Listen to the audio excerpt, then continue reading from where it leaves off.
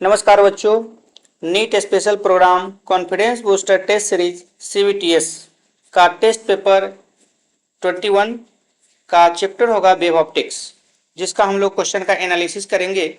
जिसमें देखेंगे पहला question, in Young's double slit experiment YDSE if the slit separation is double and wavelength is half the fringe width becomes.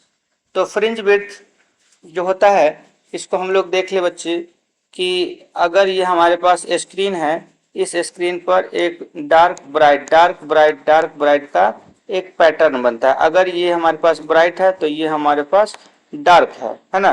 तो dark और bright के बीच मान लीजिए कि ये डार्क और ये डार्क और ये डार्क के बीच का जो डिस्टेंस होगा वही हमारे पास क्या कहलाएगा, फ्रिंज विड्थ। तो फ्रिंज विड्थ बीटा बराबर होता है lambda D by D formula था। अब यहाँ पर कहता है कि सेपरेशन इज डबल, यानी कि हम लोग क्या करेंगे कि स्लिट का सेपरेशन, यहाँ पर देखिए कि ये स्लिट का सेपरेशन होता है, ये स्लिट है, मतलब यहाँ पे होल्स को हम लोग स्लिट बोलते हैं, और यहाँ से यहाँ के बीच डी स्मॉल होता है, इसको कहता है कि डबल हो जाए। ठीक है, तो होने दीजिए।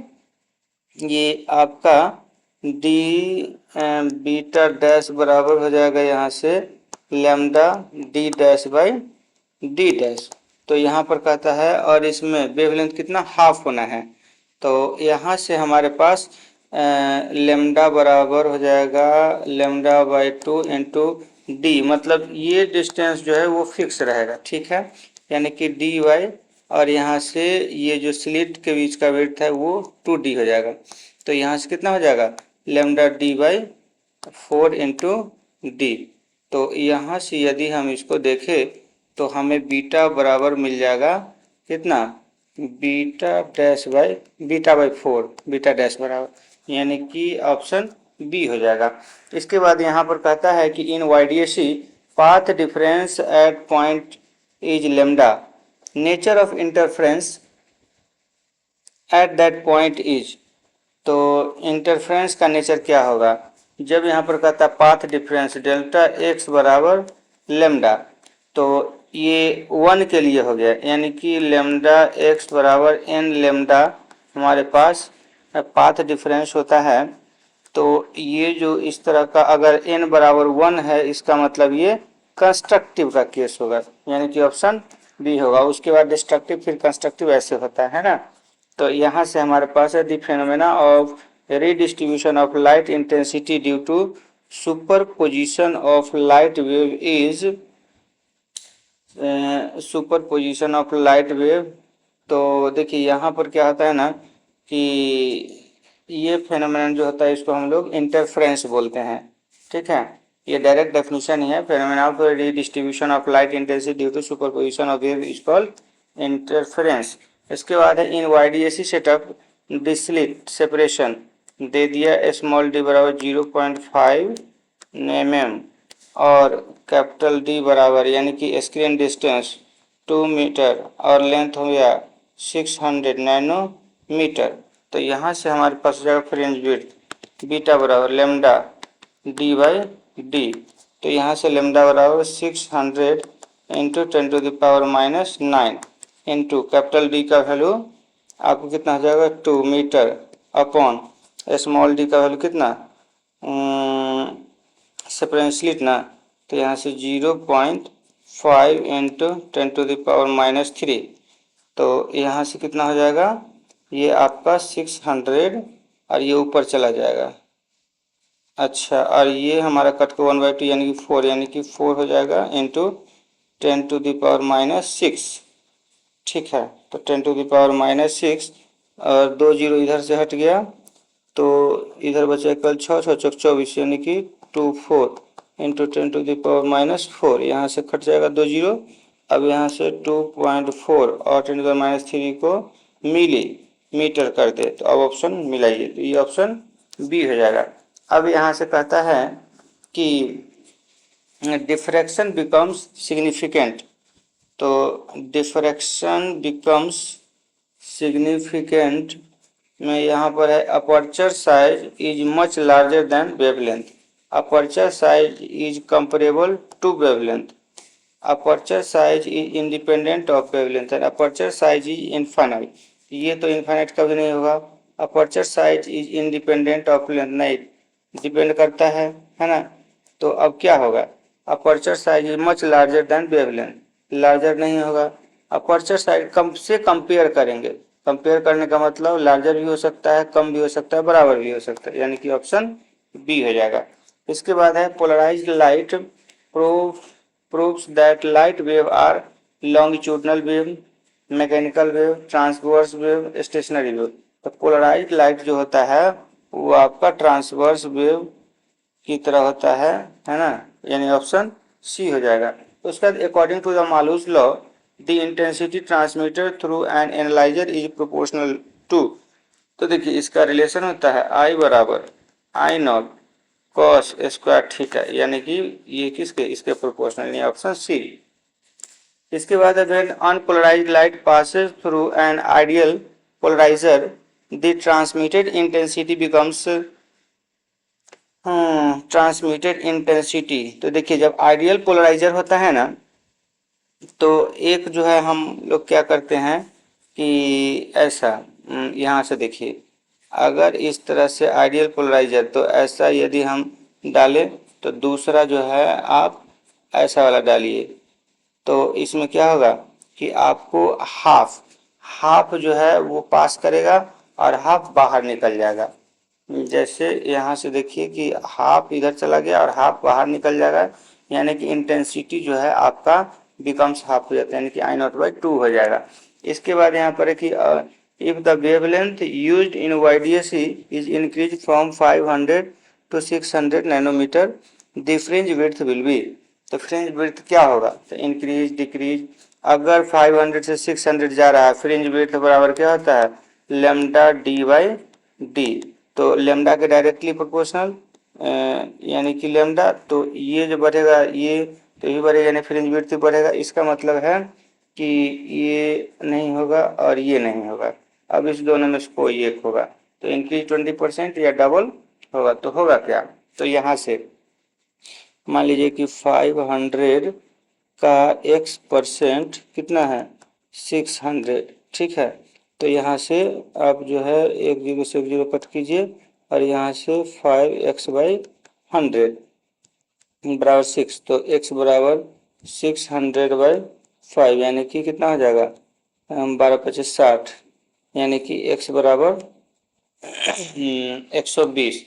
यानी कि पहले अगर x हमारे पास क्या है 100 है, तो यहाँ पर निकल कर के आया 120, यानी कि 20% से हमारे पास क्या हो गया, 20% से इंक्रीमेंट हो गया, यानी कि ऑप्शन ए हो जाएगा.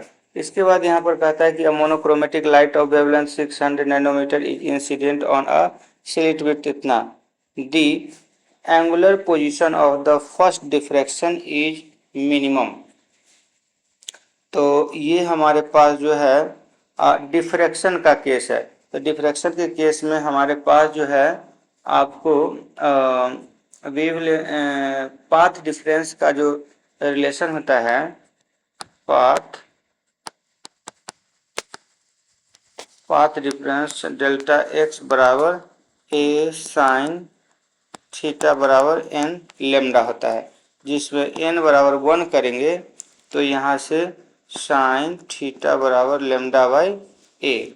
तो यहाँ से लेमडा हमें दिया हुआ है कितना, 600 नैनोमीटर, 600 नैनोमीटर अपॉन यहाँ से 1.2 इंटू 10⁻⁻⁶ क्या है, मीटर, ठीक. मीटर से मीटर खत्म. यहाँ पे हमारे पास 600 गुने 10⁻⁹/1.2 इंटू 10⁻⁻⁶. तो यहाँ से हमारे पास क्या हो जाएगा, 600 इंटू ये ऊपर से 10⁻³ अपॉन 1.2. तो यहाँ से हम क्या करेंगे, इसको आप लेकर के जाइए तो 0.6/1.2 खत्म हो गया 1/2, यानी कि यहाँ से साइन थीटा बराबर 1/2, यानी थीटा बराबर कितना, 30 डिग्री, यानी ऑप्शन हो गया ए. इसके बाद यहाँ से आगे चलते हैं. The fringe width in young double slit experiment depends on. इसमें यंग्स फ्रिंज विड्थ किस पे डिपेंड करता है? तो wavelength only, distance between slits only, distance of screen only, wavelength, screen distance and screen slit separation. तो देखिए इसमें हमारे पास फ्रिंज विड्थ बीटा बराबर होता है लेमडा डी बाई डी। तो यहाँ पे हमारे पास है फ्रिंज विड्थ, वेवलेंथ, इसके बाद distance between screen and separation, यानी कि तीनों पे डिपेंड करता है, यानी ये ओनली नहीं होगा कि ये टोटल हो जाएगा। इसके बाद यहाँ से है कि bending of light around the edge of obstacle is known as. देखिए ये जो होता है ना, आपको डिफ्रैक्शन के केस में होता है कि ये होल्स होता है और यहाँ से ये लाइट, अब यहाँ से एक लाइट जो है यहाँ से देखेंगे कि ये फोकस किया गया, ये जब फोकस किया गया तो ये लाइट जो है यहाँ से चला और यहाँ से सीधा ऐसे जाना चाहिए लेकिन नहीं ऐसे गया, यहाँ से ये ऐसा जाना चाहिए था सीधा लेकिन नहीं ये ऐसा गया, यानी कि लाइट यहाँ पर क्या हो रहा है, एज में जा कर के आप ये बेंड कर रहा है, तो ये जो है आपको डिफ्रैक्शन के केस में होता है। इसके बाद यहाँ पर है कि for to coherent source of equal intensity the resultant intensity at a point of complete destructive interference. तो डिस्ट्रक्टिव इंटरफेरेंस होगा तो वहाँ पर क्या होगा, तो यहाँ पे अगर हम देखें तो एक होता है कंस्ट्रक्टिव और एक होता है डिस्ट्रक्टिव, टू कोहेरेंट सोर्स। तो टू कोहेरेंट सोर्स है तो वेव फेज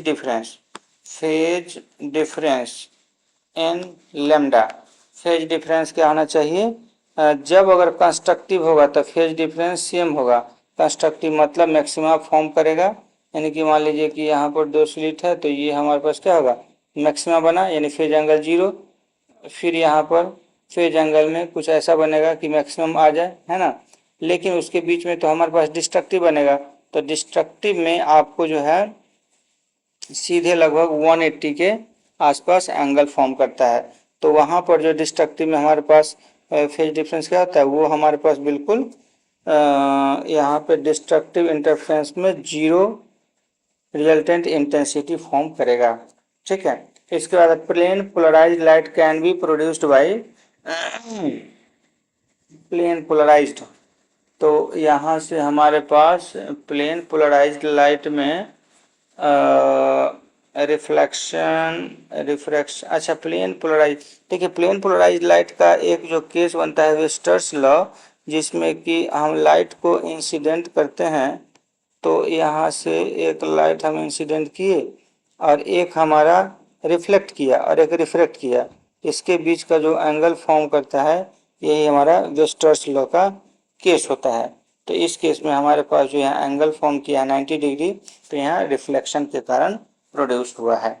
ठीक है, अब यहाँ से है कि in a single slit diffraction pattern central maxima, अच्छा अगर सिंगल सेंट्रल पैटर्न है ना, तो हमें यहाँ पे जो मैक्सिमा फॉर्म करता है यहाँ पर क्या होगा, तो सबसे ज़्यादा यहाँ पर ब्राइट फॉर्म करेगा। ठीक है ना, सबसे ज़्यादा ब्राइट भी होगा और चौड़ाई भी होगा, यानी वाइडेस्ट भी होगा, यानी कि ऑप्शन हमारे पास ए होगा। नैरो तो होगा नहीं, डार्केस्ट, विडेस्ट होगा नहीं, डार्केस्ट एंड नैरो, तो यही होगा। अब यहाँ से हमारे पास है 16 नंबर में क्या पूछता है कि ये सब दिया है, फ्रिंज विड्थ पूछ रहा है कि बीटा बराबर लेमडा डी बाई डी। तो यहाँ से हमारे पास लेमडा डी बाई डी में यहाँ पर क्या है, लेमडा का value 500 into 10⁻⁻9 into 1 metre by d का वैल्यू 0.25 इंटू 10⁻³ मीटर। तो फ्रिंज विड्थ,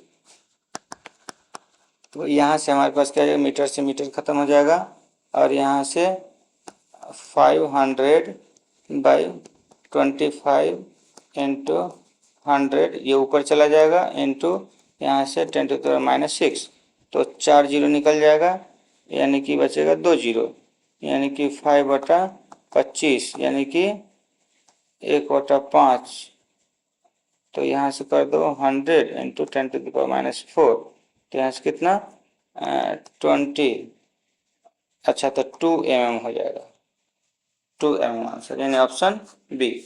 अब यहाँ से कहता है कि unpolarised light of intensity I बराबर 100 वाट पर metre square through a polariser, then an analyser inclined at 60 degree to the polariser, तो फाइनल इंटेंसिटी क्या होगा।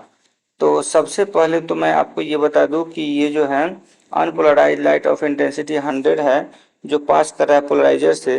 तो अगर कोई भी पोलराइजर से पास करेगा तो जितना इंटेंसिटी से वो पास करेगा वो उससे पहले जितना होगा उसका हाफ जो है बाहर में निकलेगा, क्योंकि आई नॉट बराबर 50 वाट पर मीटर स्क्वायर है। ठीक है, इसका कहता है एन एनालाइजर इंक्लाइंड। अब ये जो एनालाइजर में जो पोलराइजर शो करेगा वो आई नॉट कॉस स्क्वायर थीटा, तो यहाँ से 50 इंटू कॉस 60 डिग्री का स्क्वायर, तो यहाँ से 50 इंटू 1/2 का स्क्वायर, यानी कि यहाँ से हो जाएगा 12.5 वाट पर मीटर स्क्वायर बचेगा, यानी फाइनल इंटेंसिटी 12.5 हो जाएगा।